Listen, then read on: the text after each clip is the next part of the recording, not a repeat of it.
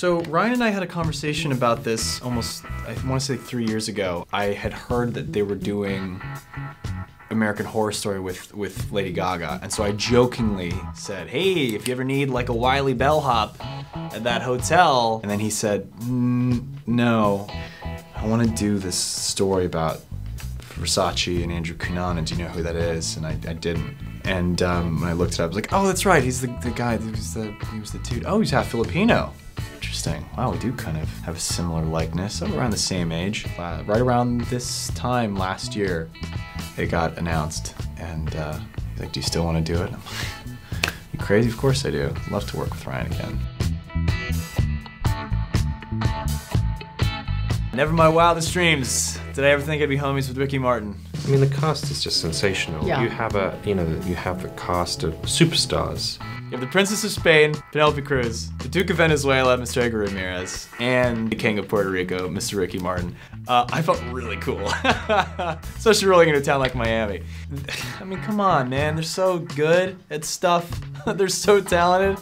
They make you cry, they make you laugh. I mean, you're completely invested in them. I think lots of crime stories, you don't feel strongly connected to the victim. They're a plot device and you move on. This is an element of the plot. Here, we want you to fall in love with these people. We want you to care about them as much as I agree to care about them. And also, Darren Criss looks just like Andrew Cunanan. And that was the thing that struck me when I went on the set. I thought, oh my God, he looks just like him.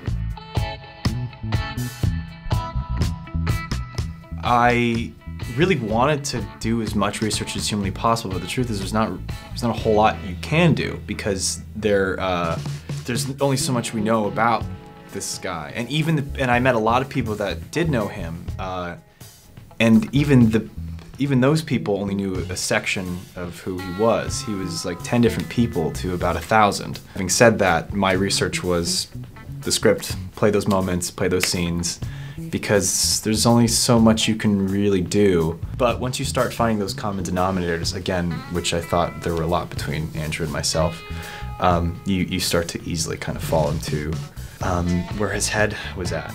And so all the things that we obviously know are horrible, it makes me less disgusted and less scared than just heartbroken.